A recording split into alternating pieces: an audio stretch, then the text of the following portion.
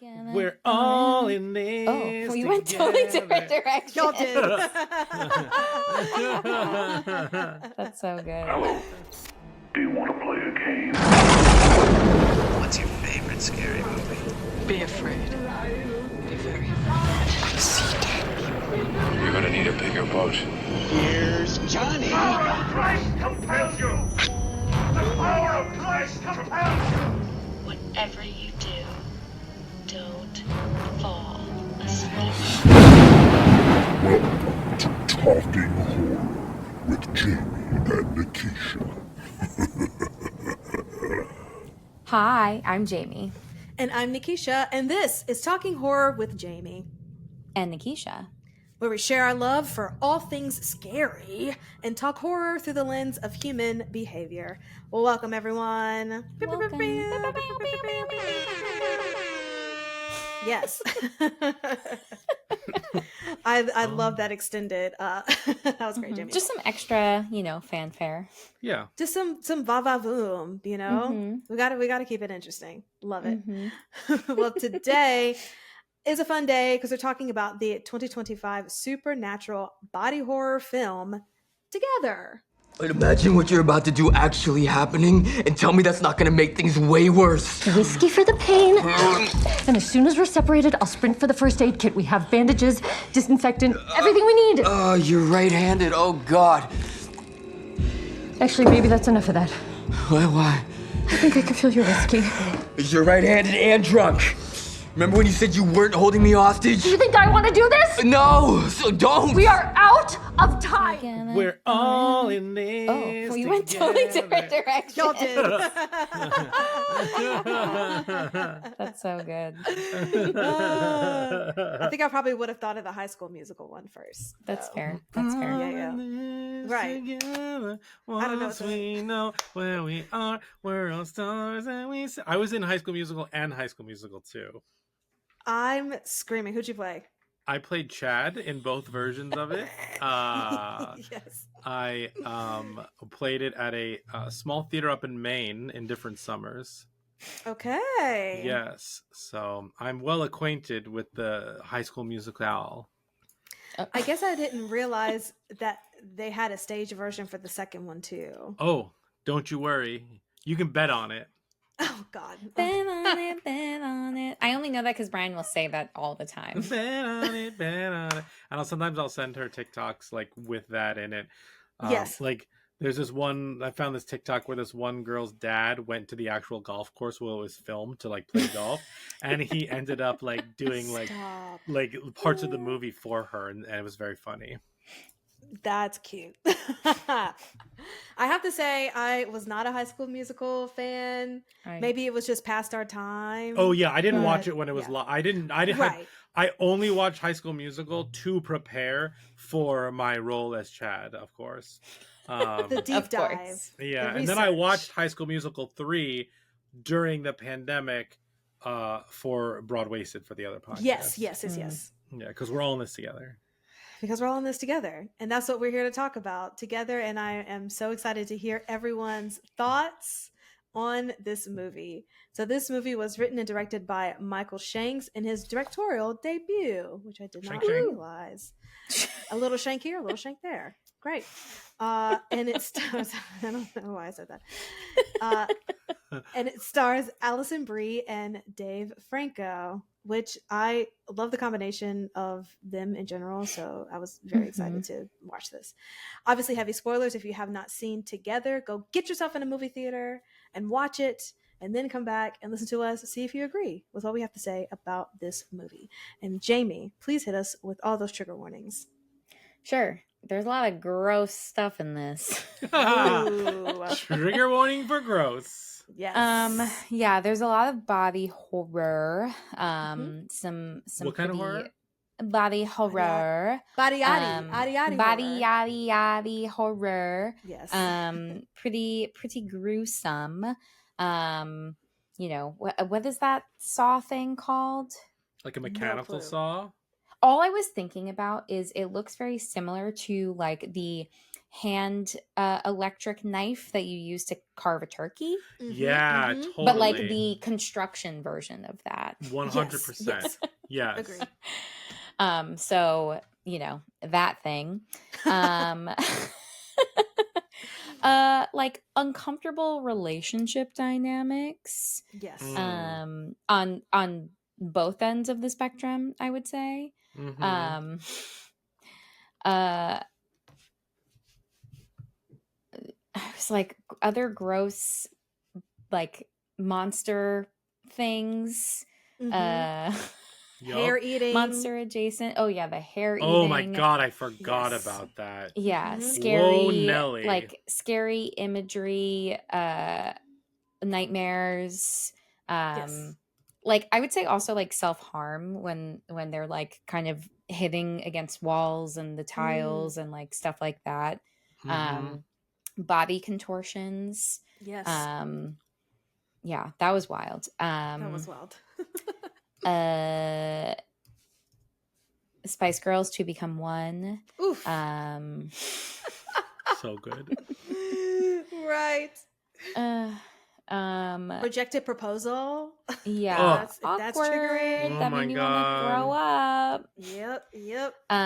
Sex and also genitals sticking together. Oh my Ooh, god. a A little Ooh. peen. For some reason, I missed it. I don't know where I was looking, but I didn't see the little peen. I wish I was No, you. I didn't look at it. Yeah, lots of like skin ripping apart. Mhm. Yeah, Mhm, gross. A little bit of blood. A Yeah. lot of bit of blood. A lot of bit of blood actually. Yeah. Because I think Yeah. that covers all of it. Animal stuff. Animal stuff. Oh yeah, animal stuff. Gross. Yeah. Ugh. Okay. Indeed. All right, well, before we get into all the things that have to do with the movie Together, producer Brian is going to give us a couple words. Yes. Hi, everybody. Hi, YouTube. And also Hello. now, hi, Spotify. Hi. Hey. So Ooh, our check out my good side. Yeah. Hey, y'all. Hey now. Oh, God.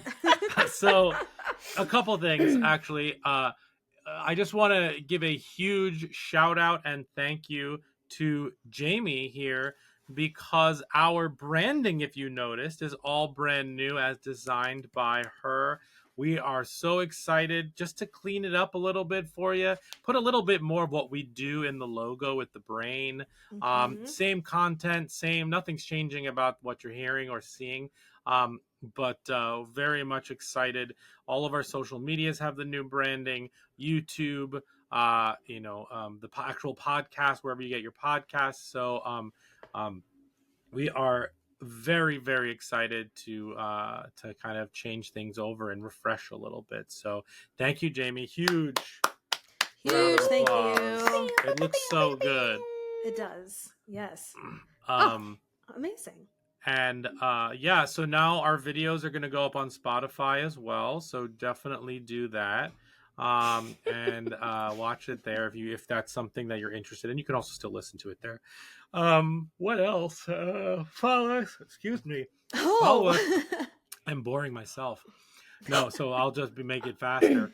Follow us wherever you are on social media, and by that I mean just Instagram and TikTok at Talk Horror Pod, where we review all kinds of stuff there. For instance, I'll talk about what I saw, but I've seen a lot lately, so I'm trying to cover as much of it as I can for you all and your little watching eyes, or big watching eyes. I don't know who you are, but there's a lot going on here.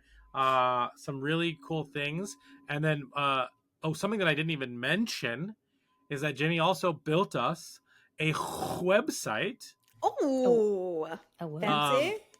A website. And you can. I'll put it in the description. Check it out. Has little bios about all of us, some of the past guests, the most recent episodes. Just a landing page for fun. Cool. Thank you everyone for all your support. We're trying to grow this as Yes. much as possible. So we are trying to grow this as much as possible. And I know at the end of every episode, we say 5 stars, please, because we would like 5 stars for review us. And I know that becomes part of just like our sign off. But I just want to say it up front that like, if you listen to us regularly, or if this is your first time, or you just listen to us based on what movie we're covering, we would really appreciate if you wrote a review on Apple Podcasts. That would be really helpful. It goes a long way. So if you haven't written one yet, please write one. If you haven't written one in a while, feel free to write another one. It's super important to us to grow this, and then we have grown significantly over the past 4 years we've been doing this, and we want to keep growing. So please write us a review, and we would really appreciate it. 5 stars, please. And thank you. Great. Well, Brian, just speaking on what you have seen, please let the people know what movies you have watched this week. Okay, so the last time we recorded was 28 years later, which is a weird sentence if you don't know that's a movie. Exactly. Yes. But Talking Horror was invited to see an early screening of Weapons. You can see that they gave us a shirt. I'm wearing the shirt here. Yay! Oh, it's very gorgeous. Cool. Thank you. And we had reserved seats Fancy. on like fake newspaper for the local newspaper in the movie. It says influencer. We do not feel like that at all. Right. But it was a very cool experience. I saw it the Tuesday before it came out. And just relating back, I did a reaction and review on all of our social media. We will eventually do it here on Talking Horror for sure, once we all see it. But fucking fantastic. I definitely am into it. Zach Kreger, I'm very into it, and he's doing the new Resident Evil movie, which is very cool. Would you say it might be like in your top 10 for the year? Yes, so definitely. Far? Oh, yeah. Well, absolutely in my top 10 for 2025. Great. So far. And I've seen, just to be clear about that, so far, I have seen 18 horror films that were made and released in 2025.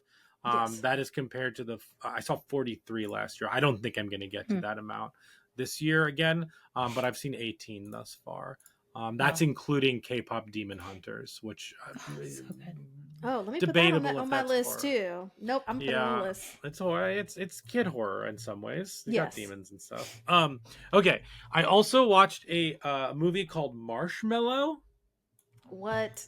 It sounds sillier than it actually is. It's a sleepaway camp horror movie, essentially. Okay. I'm not going to spoil anything. It's a small independent film. It's like an hour and a half. It's not very long at all.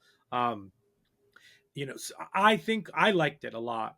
I think it's I'm not going to spoil anything, so don't worry. I think that the concept is really fun. A little bit of a twist on it's not, I will say it's not your usual like sleepaway camp like slasher movie. So it definitely adds something new to the genre, and I really had a good time. And whether you think they executed it well or not, obviously is like a to each their own, but I had a great time watching it. So I watched Marshmallow. Then I finally got to one of the movies on my Netflix list, which was Cam. As suggested by Jamie, I finally sat down and watched it, and boy, oh boy, was it excellent. Nice. I never doubted that it wasn't going to be excellent, because I trust her movie opinion highly. But like, I actually got to watch it. It was fantastic, because you usually sit down to watch a movie and you're like, I'm gonna watch the new thing that came out, or or I'm gonna rewatch something. Anyway, it was really great. The performances were fantastic, and I think that this movie has more meaning and is more impactful in 2025 than it even was in 2018 when it came out. Mm. Really good. So I would highly obviously suggest that. Then Jamie and I watched something Uh-oh. about a little symbol boy. Oh yeah. Do you want to What? Jamie, do you want to talk about that one? Oh, God. No, not I'm not anymore. ready. Okay, interesting. Ah. We watched The Monkey. Oh, how was that? We had a great time. Okay. I've heard Yeah. I mean, okay. All right. It's a gory, bloody horror comedy. Mm-hmm. Okay. And if you go in with that mentality, then you'll have a great time. If you're looking for something a little bit like more serious, like Long Legs or something like that, because it's Osgood Perkins, like if Yes. I think you just need to go in like wanting to have a ton of fun. It's streaming on Hulu now, so that's why we kind of dipped our toe into it. And Just it our was toe. just our toe. We actually said we'll start this now, and then we ended up finishing. It was really good. Okay. Well, we had a fun time. Mm-hmm. But it wasn't marketed as a horror comedy, was it? I feel like it was, but Yeah. I could be wrong. I don't know if it was, like a black deranged type thing. No, I think you're right, Jamie. I think from the trailer that they sent me to watch, like I definitely got dark horror comedy for sure. Got it. Great. Well, I have to put that on my list. Clown in a Cornfield is on Shudder, and I just keep getting stuff about that. I need to watch it. Wait, I think you mean Corn in a Clown Field? I think that every time, and I don't know how they're not. In a clown field. I'm going to say that from now on. Yes. Corn in a clown field. Add it to your list. Okay, great. Anything else before we get started on Together? Did you see anything? I didn't. I was busy. So I need to also finish our rewatch of Final Destination. I've gotten through the first 3, so now I have to watch the Final Destination. Which is the worst because it messes up the alphabetical order on any streaming service that they're on. Exactly. Because when I was starting it, my journey of rewatching Final Destinations, it started with that one. I'm like, this is crazy. Right. Well, Yes. it's just anyway. That's just a little like weird pet. That's a whatever. Great. Anyway. All right, gorgeous. Well, we need a plot summary of Together, and producer Brian is going to give that to us. A nice, cute 2-minute plot summary, which I feel like is very doable for this. I think so. What's the plot? All right, sir. Yeah. Are you ready? Oh, I hit calendar instead of clock. At least it wasn't calculator. Yeah, that's true. Yes. I will never make that mistake. Anywho, are you ready with 2 minutes on the clock to describe Together Forever? Yes. We'll cover all this together. Ready, steady, go. Okay, so we have a couple, Millie and Tim, played by real life couple Allison Brie and Dave Franco, and they are moving to the countryside, and because she got a job teaching at a school. She is definitely she's feeling weird about their relationship, but she proposes to him. He kind of like freaks out and turns it down. He's been very emotionally and physically distant from her since I think since his parents passed away in a very tragic manner. Anyway, they end up, they're trying to, he's a musician. So they go hiking in the area. They fall basically into a cave. In that cave, he drinks some of the water in there. What we learn is that water has come from some sort of like a cult thing that used to be there that essentially like binds you together with your partner. So essentially what happens to them is he starts to become like magnetically attracted to her. Their legs starts to stick together. They get out of the cave. They go home. He's acting very weird. He cannot be away from her. He starts getting like panic attacks and starts freaking out when when she goes away. They end up having sex at the school. And basically he passes it to her and they just like can't keep away from each other, even though they're trying to. They take like muscle relaxants when they start to literally attach to each other, to stay away from each other.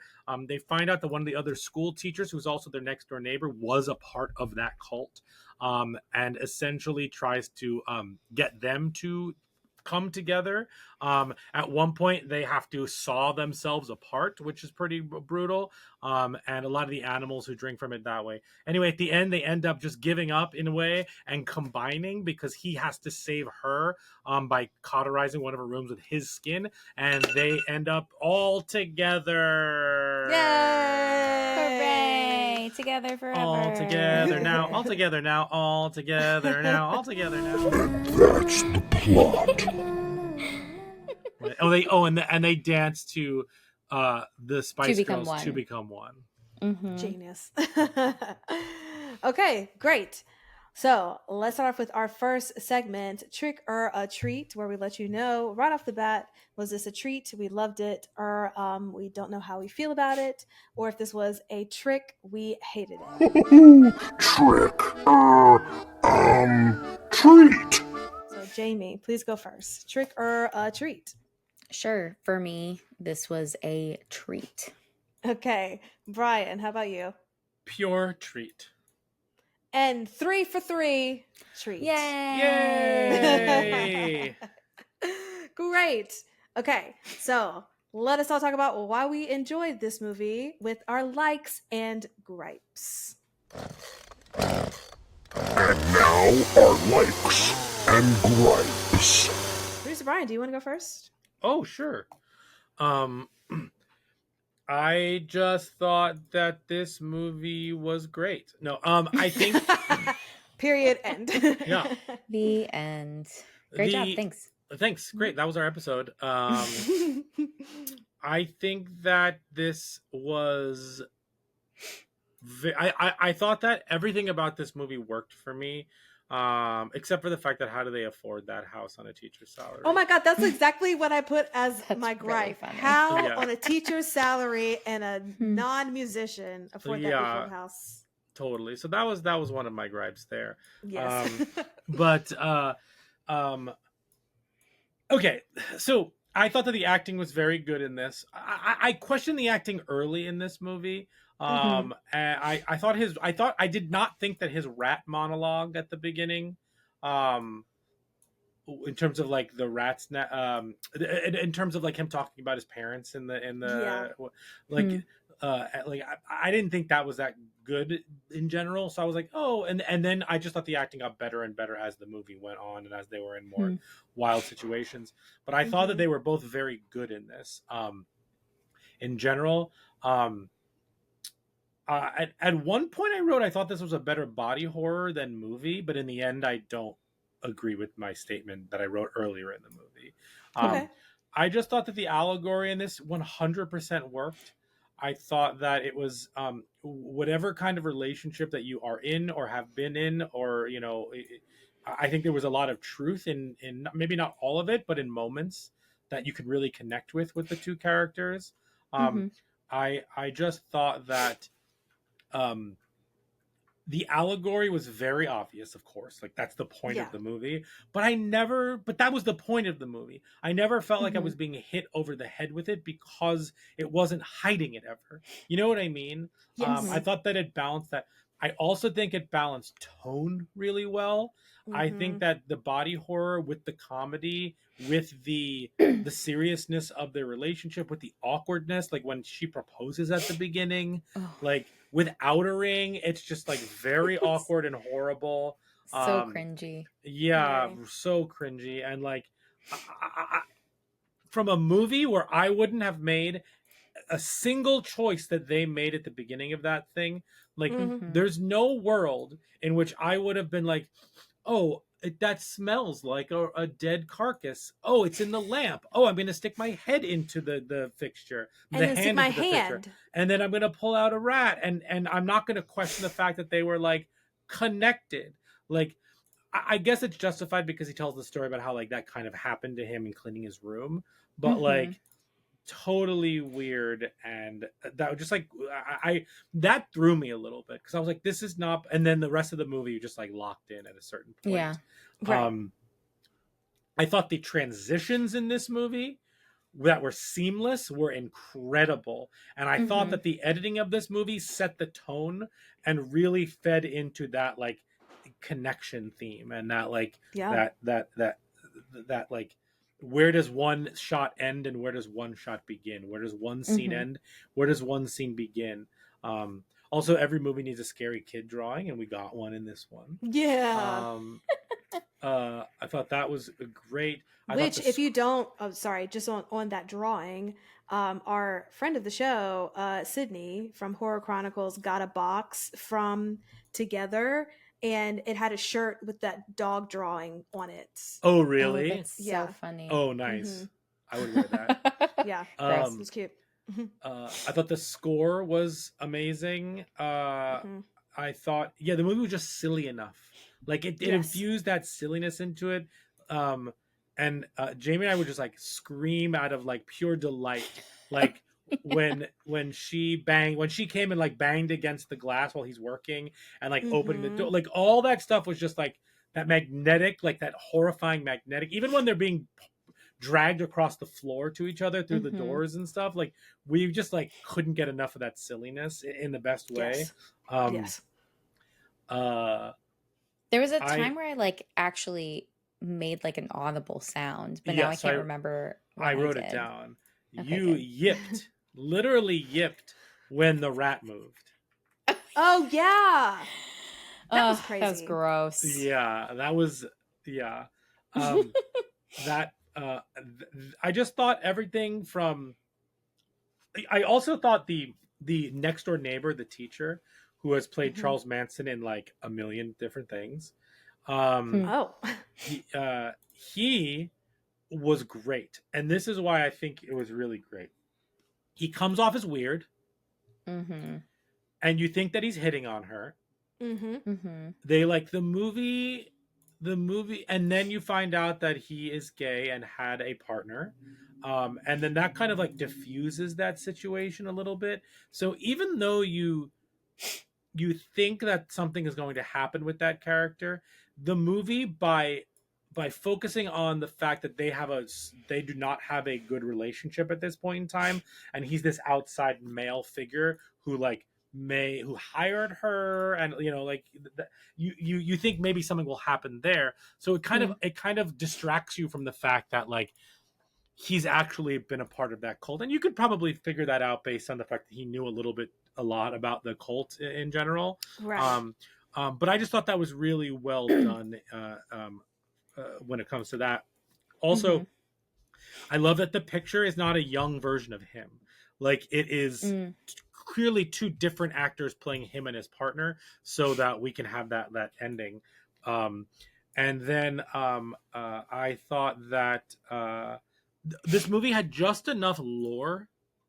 Like I didn't need more than the lore that it gave me, but I would have questioned getting less. Like because I was able to put things together that the cave kind of like collapsed in on itself because just together, and like all of that stuff. So I thought that was excellent. And that final shot when it pans from the parents all the way around to the door opening, Jamie was like, "Are they going to show it? Are they going to? What are we going to see?" Same. Yeah. And I was so happy that it made the choice to do this weird amalgamation of the two of them. Yes. Like, I want to know what happens right after that moment. And that's a great ending to a movie where it feels satisfying, and yet it makes me want more in the best way possible. So that, and then the penis stretch, was not expecting the penis stretch. That really got me. There were a lot of cringe moments in this for me. Oh yeah. Like a lot of like just like I thought the effects in this were really good. This is a very effective body horror. I thought it was really good. Same. Even the special the computer generated, the CGI, the computer special effects, I thought were pretty good in general. Um, and yeah, and I thunk a lot. Well, no, I just I appreciate a good allegory horror movie that can balance tone really well. And this is definitely one of my favorite. This is a top 10 horror right now. This is a top 10 horror movie of the year for me. Hmm. Um, um, and then Jamie said something poignant last night as well when we watched it, and now I'm trying to remember what it was. Let me go to my notes here. Oh, Was it something that I was like, you better write it down because I'm not going to remember? yes, that's exactly what it is because it's the last thing on my list. It's so fascinating that they are a married couple and they're playing this like on the rocks type of couple who have codependency issues and things of the, like that, but it only works because they have chemistry in real life. So even if there's this meta, I like stuff like this because there's this meta, like you saw it more in like the 40s and 50s with like married couples or the clearly having affairs on set, and they're like, well, I hate this woman, I hate this guy, and like all of a sudden like at the end they get together, like to bring up Babies of the World and Philadelphia Stories and stuff like that. And so this one, like the meta of, or even Mr. and Mrs. Smith, the meta of this movie, that they are a couple and that their chemistry and their energy together on screen is so good that you would believe any situation that you put them in, and the flip can be true. Like on Officer and a Gentleman, I think Deborah Winger and Richard Gere hated each other, but like that hatred comes across as passion on screen when directed in the right way. So I just think that that's very cool. I don't really have that's more of like a movie like thought than it is like, but I'll stop there. I really liked this movie. I think it's well paced as well. And it's just a good fucking time. Like it's just a good time, and I'll repeat myself. It's silly, it's serious, it's fun. It's trying to say something.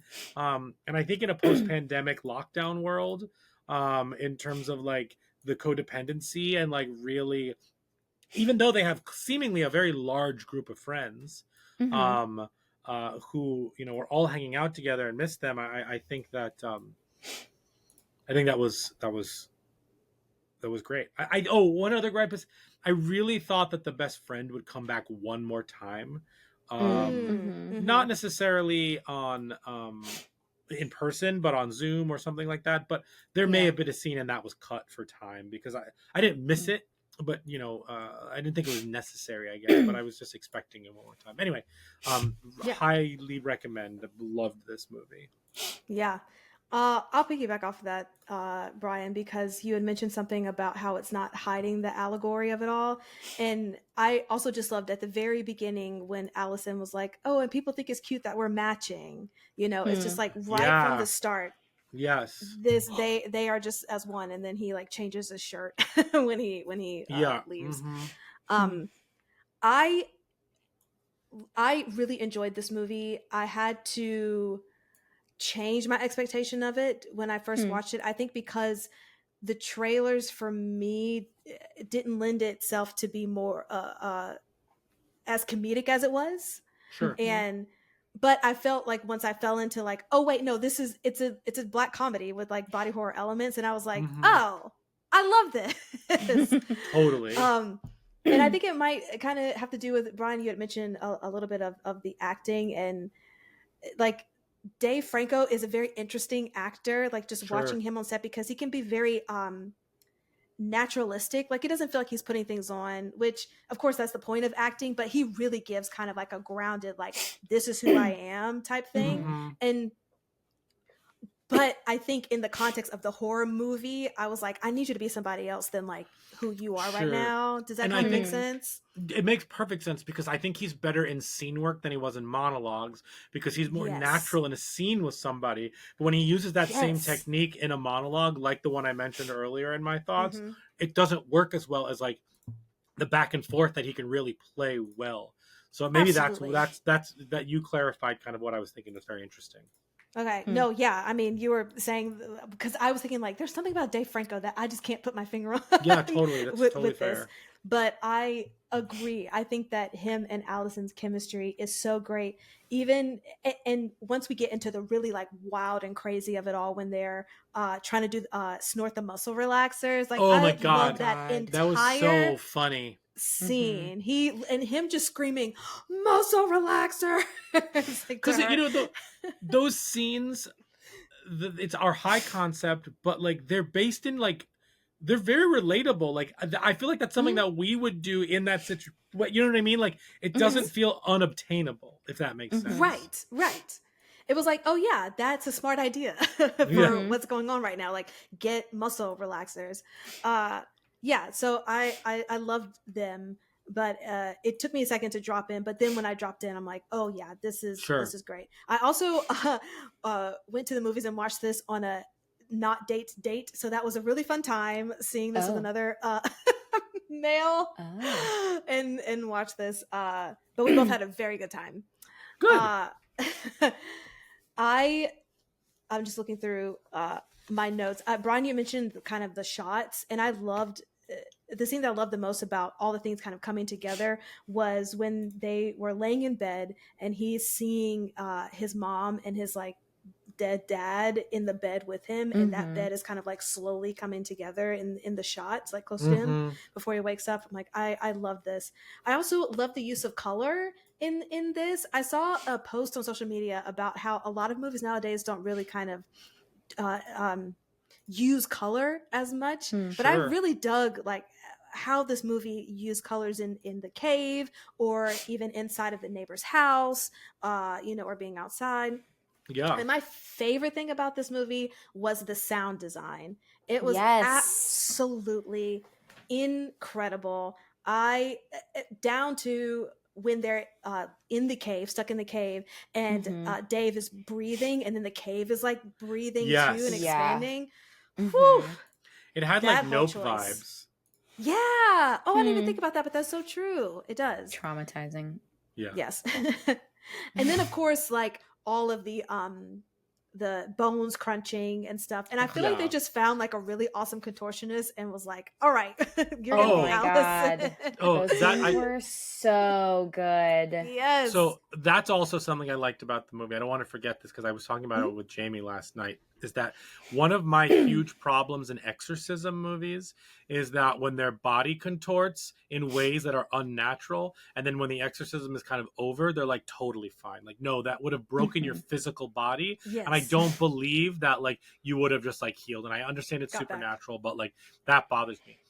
Every contortionist move in this movie by either of them felt like you can come back from. Whether you pulled a muscle is a different story, but like it wasn't like, the crab walk, totally fine. The her way she moved her legs when she came out of the room, fine. But nothing felt like she was like breaking everything. You know what I mean? And I really my fucked up brain really appreciated that.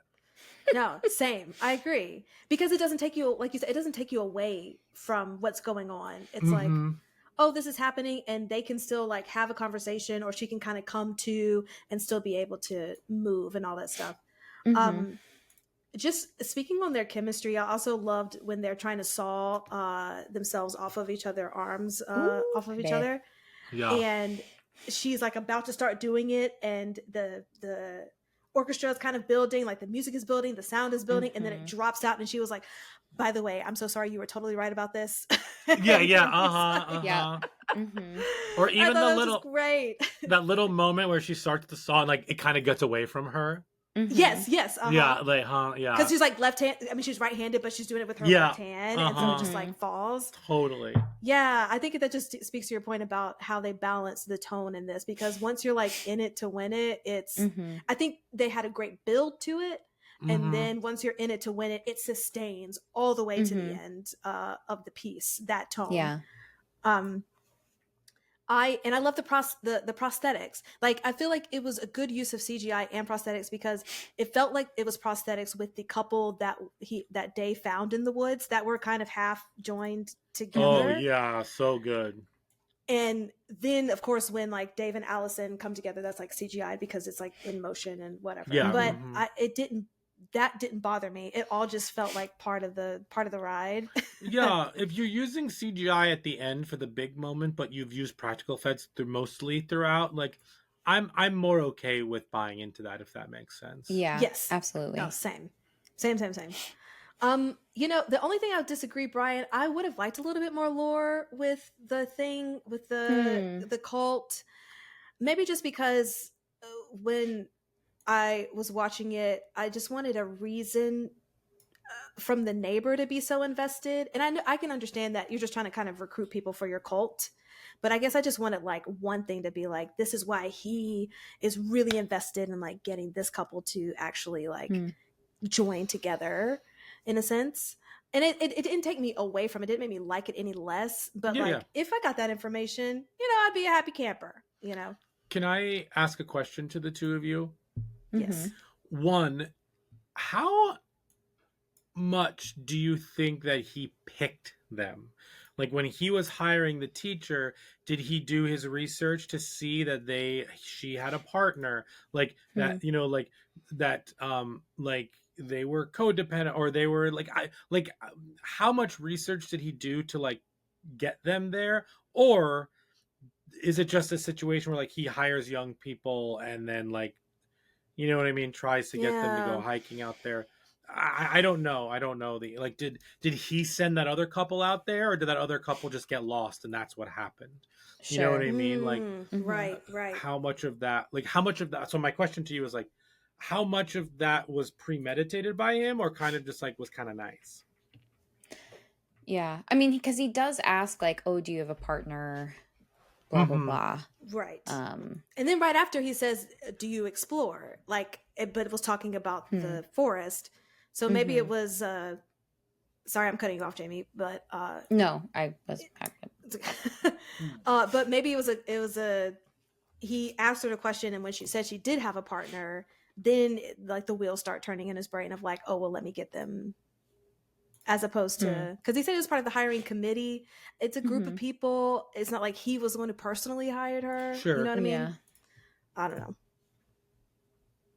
What do you think, Jamie? Suspicious. I don't really know. Like, to the degree that, like, you know, he was evaluating whether or not she had a partner. And, like, from that point, he was like, they're in, you know? Like, yeah, that's the only thing that I'm like, maybe, but I don't know.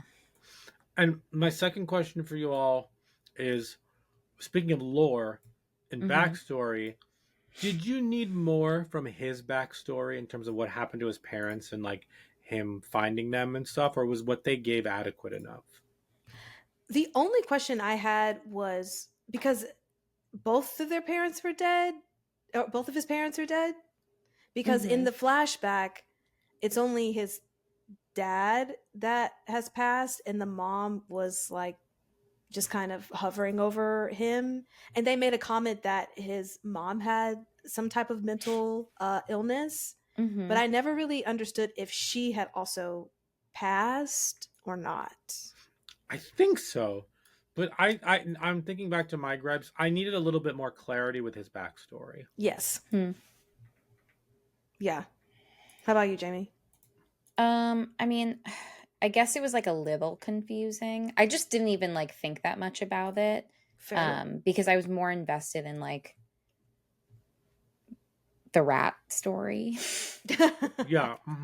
And I was like, yeah, sure, whatever, but like, can we talk about them rats? Can we talk about them rats and how you just like grossed out?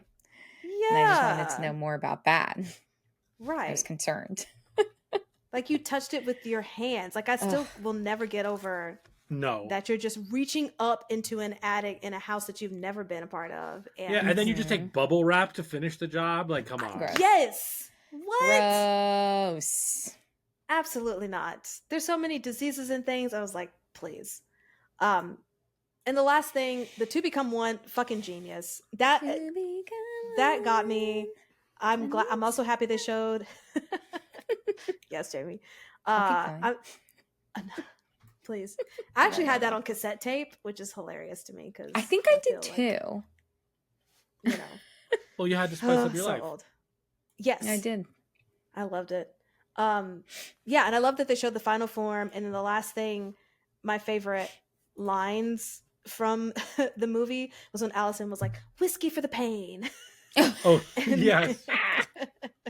and then the BRB dying. I'm absolutely gonna Oh put that yeah. Oh, as a BRB status dying. one day. That was good. BRB dying. Also, Mhm. like, oh, my demo. I was like, I'm fine. Thank you for asking. Right. And then, Golly. and then obviously the great line, Valium. No, it's called Diazepam now. Yes. Just in the middle of all the chaos happening. It's like, let me Mhm. correct you really quick. It's Yeah. diazepam. And yeah, I had the same gripes about that house in that on that salary because I wish that was a nice I have house. questions. Yeah. I have so many questions. Like, I was don't it care cheap if because it was a cult Washington house? State. Yeah. Yeah. I don't know, but that's all I have. Jamie. Yeah, I mean, I feel like I don't have that much more to add. I definitely agree that like the sound design was very effective.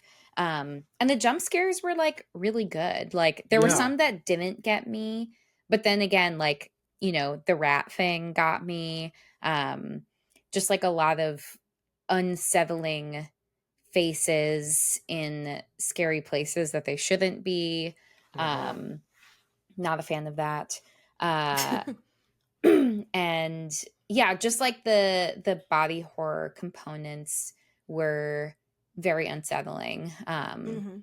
And even if there were things like when they have sex in the school bathroom, it's like, oh, like this is gonna be like a penis in vagina stuck situation, but like it's still grotesque and like awful to watch, regardless of the fact that like maybe it was a little bit predictable. Yeah. But Predictable.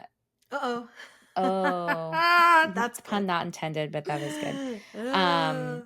And yeah, I also just this scene where they are taking the muscle relaxer and he's just like crushing them and he's like, it's faster if we snort it. Like that whole scene was so funny. Yeah, like this it really did a great, like I feel like as the movie went on, it kind of shifted more into the humor element, but like it really like melded the two together very well.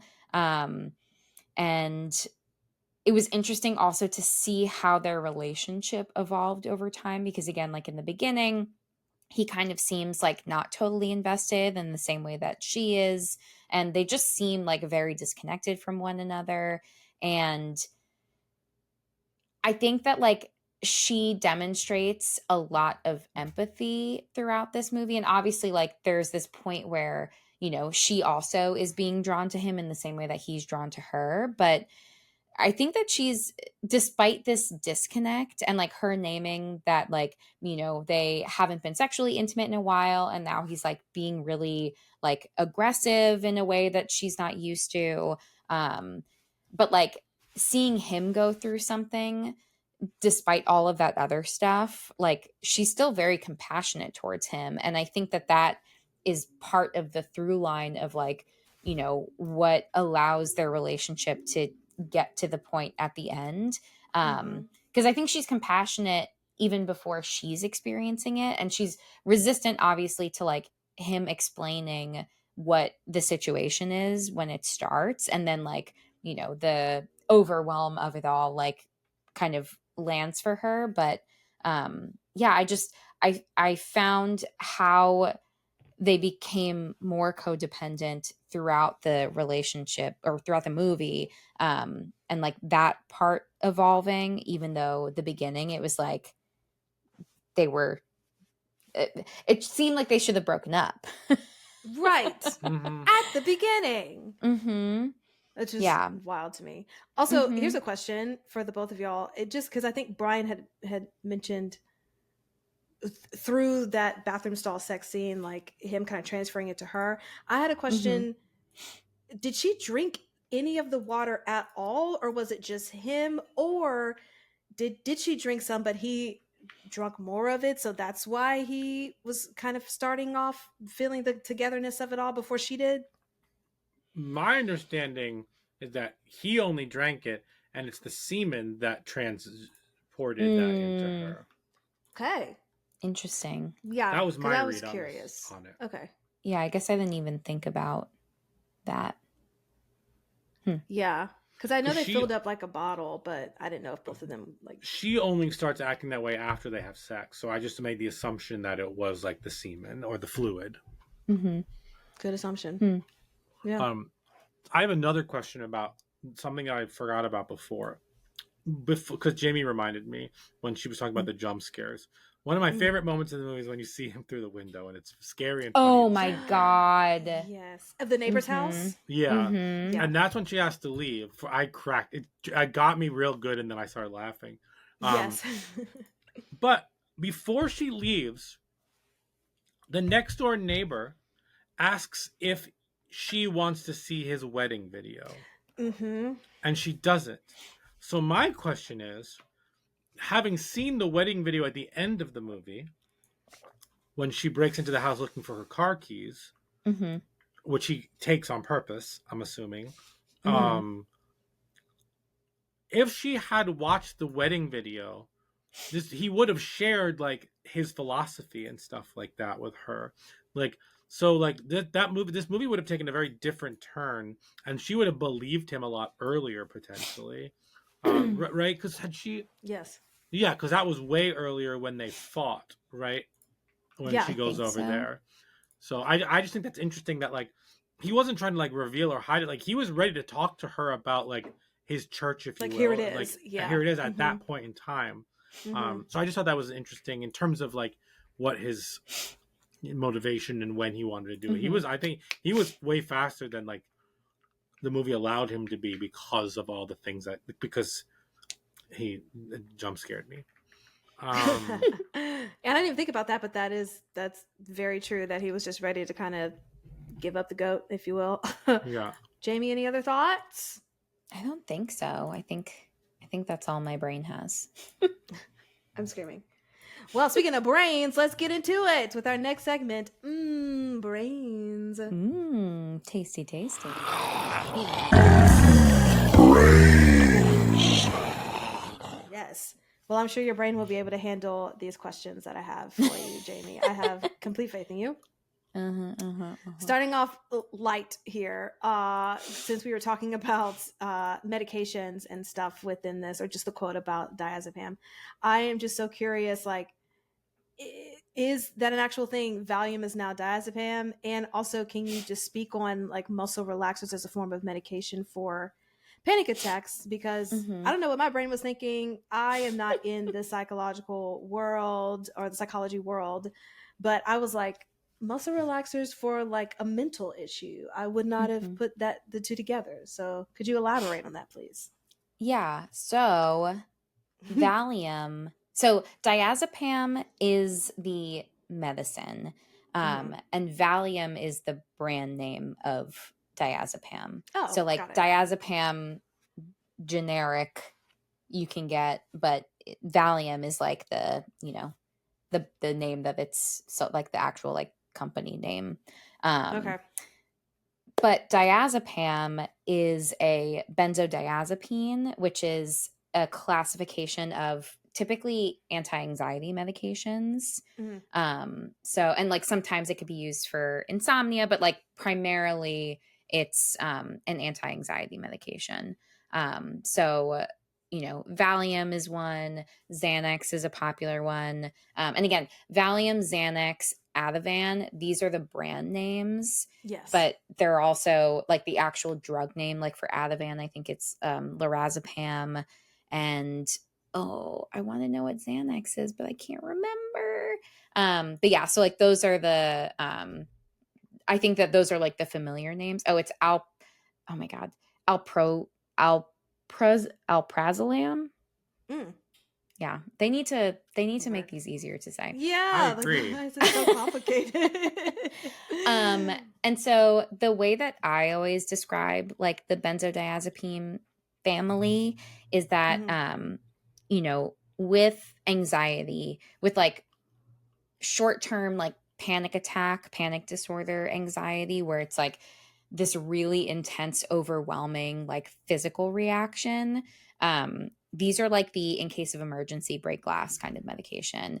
You take it works very quickly. I wouldn't say that it's necessarily like a muscle relaxer, but it does have like a very, I would say, like kind of like, yes, there's like a muscle relaxing component. I also would consider it more of like a sedative, not necessarily to fully put you to sleep, although it can, but really it's just like, it kind of turns down the dial on like the intensity of, the symptoms of a panic attack. So, Okay.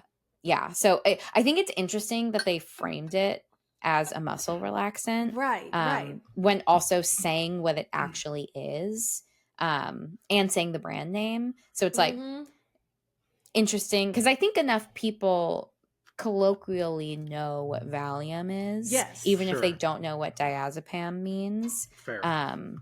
So yeah, I just thought, or like you could have also said like Xanax, and I think even more people would know what that means. Right.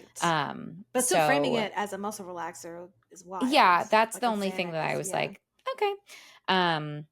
But yes, based on like the symptoms that he reported, I think that I mean I didn't love the doctor or psychiatrist or whoever it was, but I think that it definitely can read as a panic attack based on like how he described it, and so like it wouldn't be surprising that that would be what was prescribed. Yeah. Quick question: Klonopin. Do you know, is that a diazepam?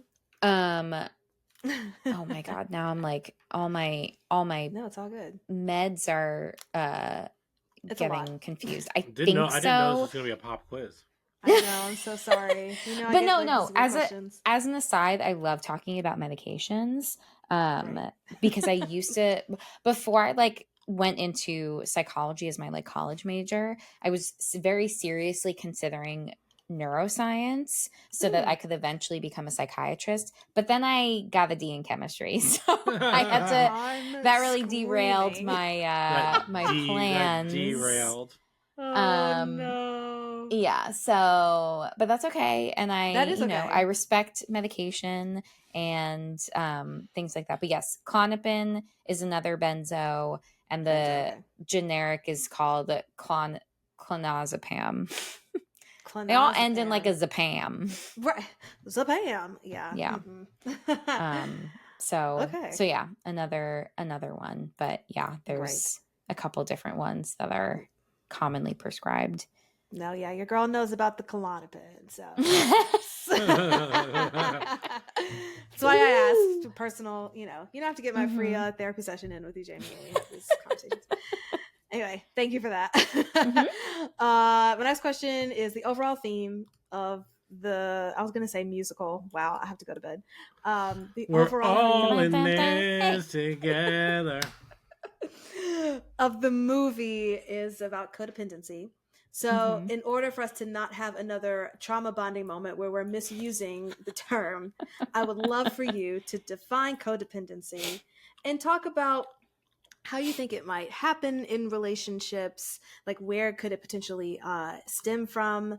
I know that they kind of allude to, because Dave Franco's like parents had their situation, that it kind of was a trickle down into how he is in relationships. And then I wanted to ask, is it possible for a couple to eliminate codependency and still continue on towards like a healthier relationship? So codependent relationships typically implies that there is this like power imbalance where one person is like responsible for meeting most, if not all, of the needs of the other person in the relationship. So that could be like their emotional needs, their social needs, things like that. So it's like a give and a take. Sometimes there are situations where like both people are codependent in the relationship. But I think a lot of times it's usually like one person like leaning on their partner in that way, where it's not just like this mutually reciprocal relationship dynamic. Gotcha. And like, in terms of looking like that, the person who is like the responsible one who's like providing all of that like support and whatever that person needs, it's very like taxing. It's like a huge load that they have to take on, um and might feel like they can't set boundaries around their relationship, feels like they're kind of walking on eggshells, um doing a lot of things that like then cause them to like deprioritize their own needs. So it definitely can be like a really challenging relationship dynamic to engage in. Yeah, absolutely. Do you think that it is possible, like with some assistance, to, I guess, remove that dynamic and be able to kind of move forward? Yeah, absolutely. I think like, in the same way that like identifying certain things within ourselves or certain patterns of behavior that we've noticed, etc. Those things aren't necessarily set in stone, and Yeah. being aware of them can help us start to make small changes. I think like investing in yourself more, trying to like focus on things outside of just the relationship dynamic, more self-compassion towards yourself for everyone, working on building your self-esteem for everyone, setting boundaries, things like that. I think like building yourself up for both parties helps in terms of like not needing to lean on the other person for support, and for the supporter role, like not feeling like they have to do that all the time to please their partner.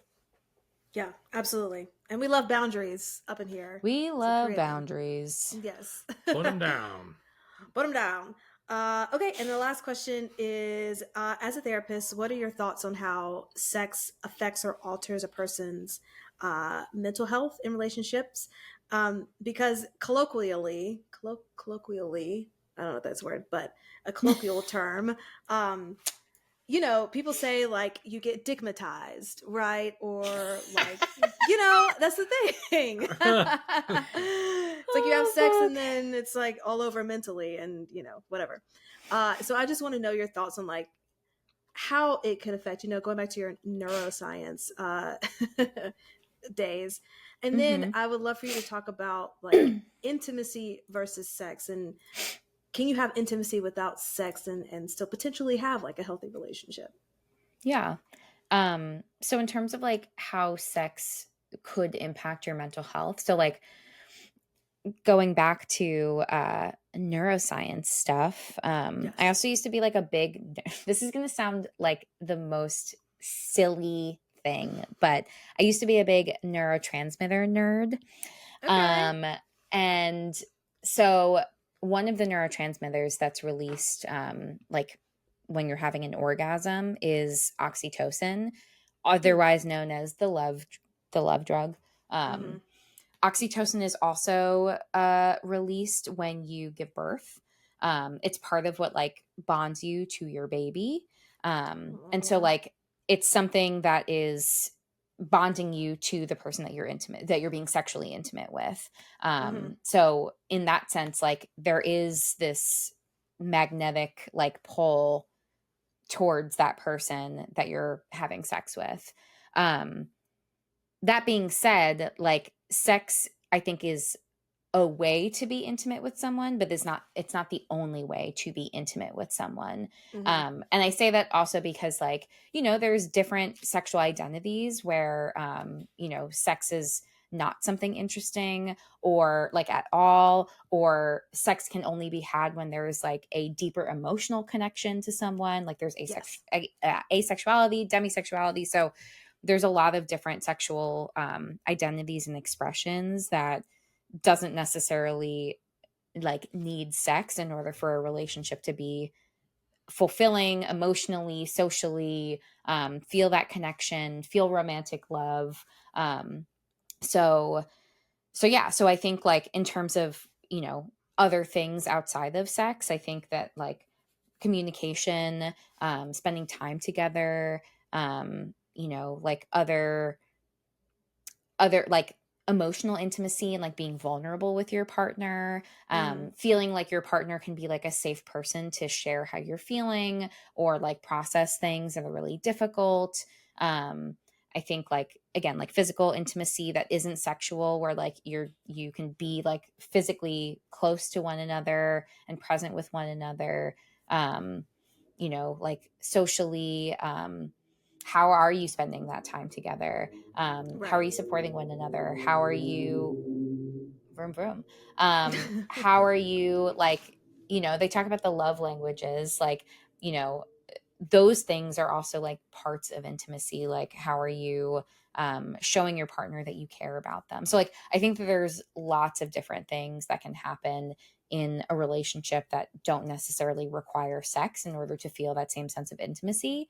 But I do think that like there needs to be conversations about that, just in terms of like being on the same page and managing expectations. Some people like do like, people talk about sexual compatibility. Some people like do prefer to have sex as a part of intimacy in their relationship, and again, some people don't. So I think that it's important to have those conversations with your partner or prospective partner. Yeah, absolutely. Great answer. That's all that I have for that. Good answer. Good answer. Should we rotten tomatin this? Yes. Rotten Morton.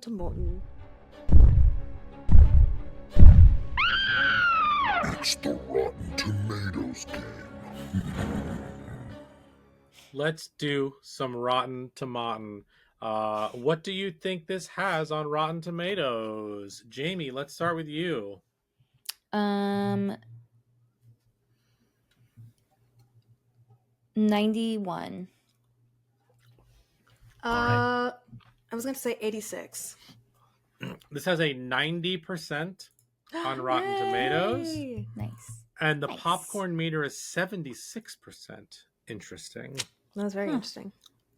So the critics' consensus says, given an extra sinew of authenticity by the metatextual casting of Alison Brie and Dave, this is the most obnoxious AI written piece of shit. Oh no! Oh god! Am I just like you write it like a person? Like, what are we doing here?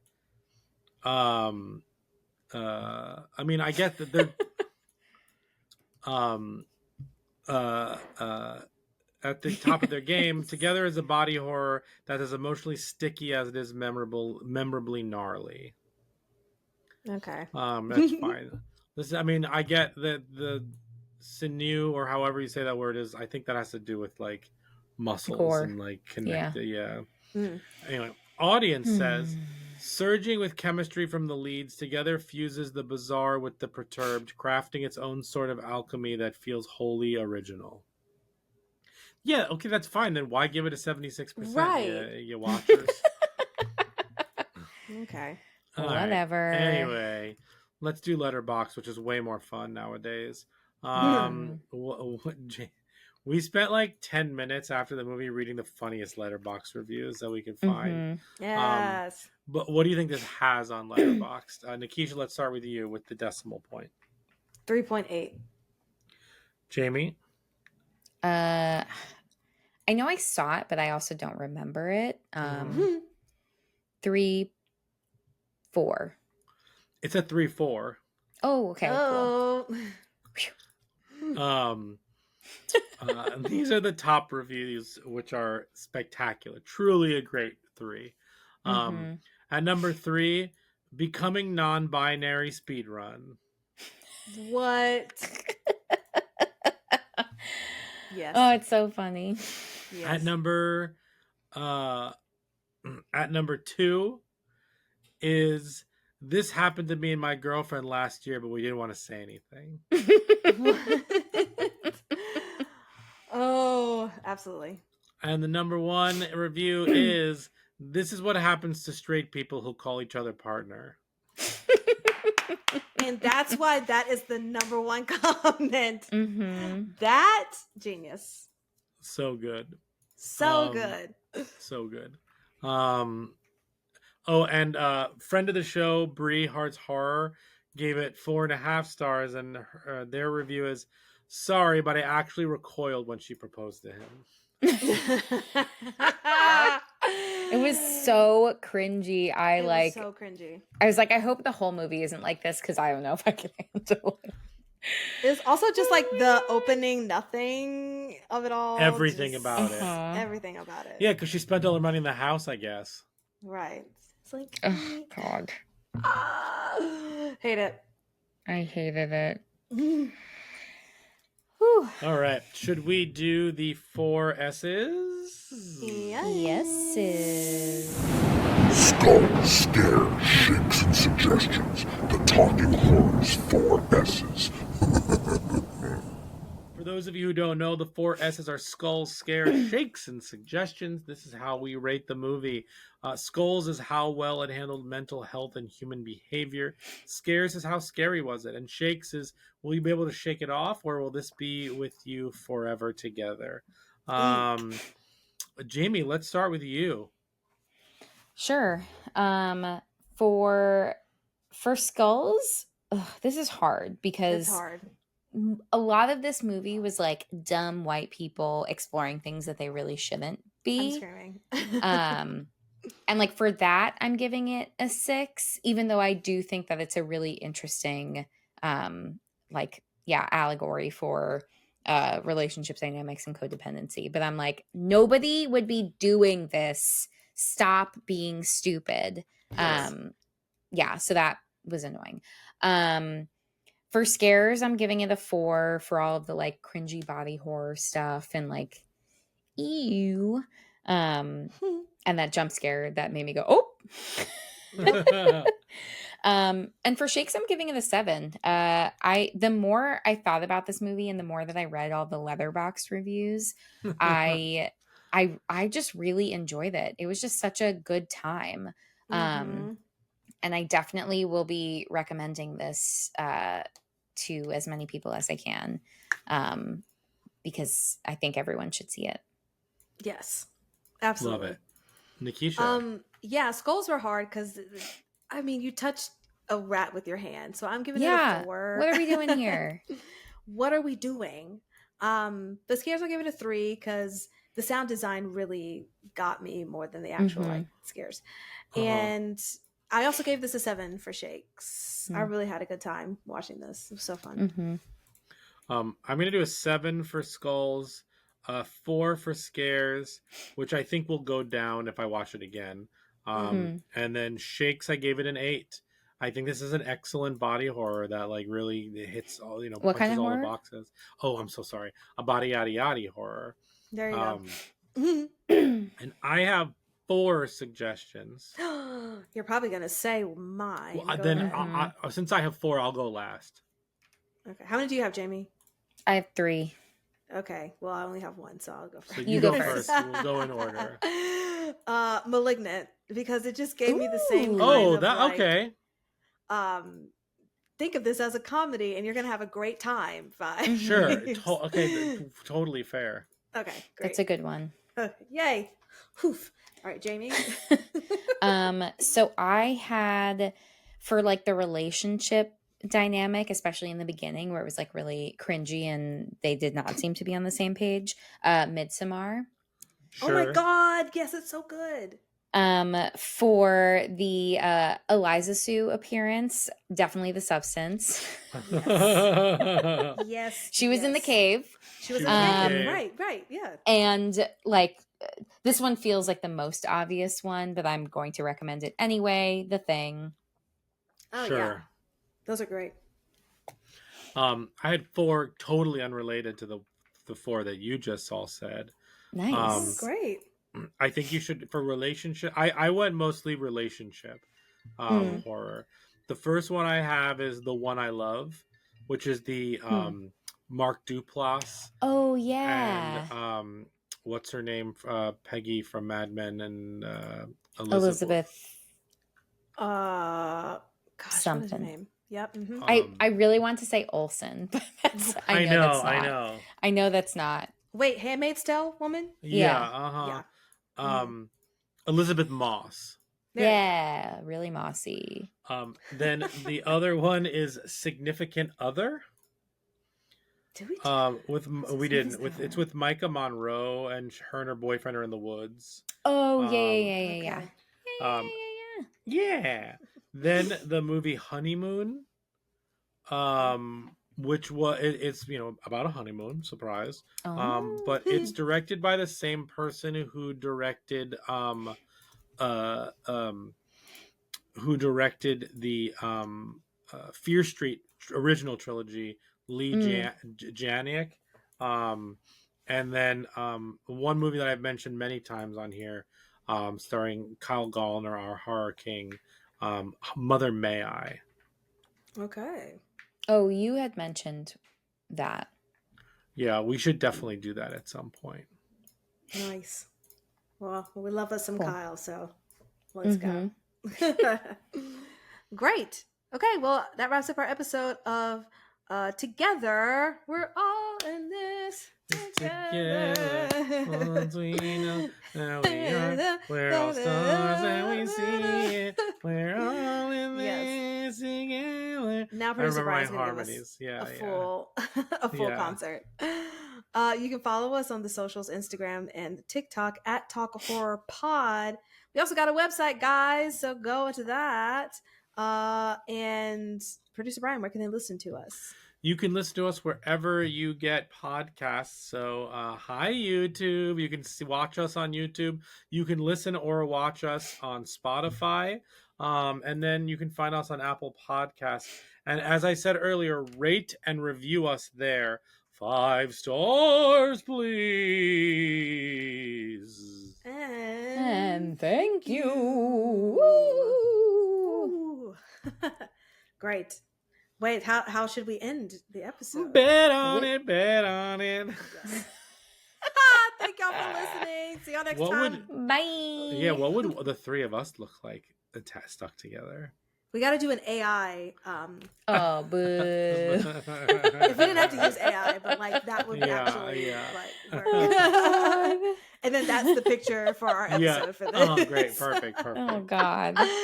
Oh, right. Amazing. Let me call some people. Bye. See what we Yeah. can do. Bye, y'all.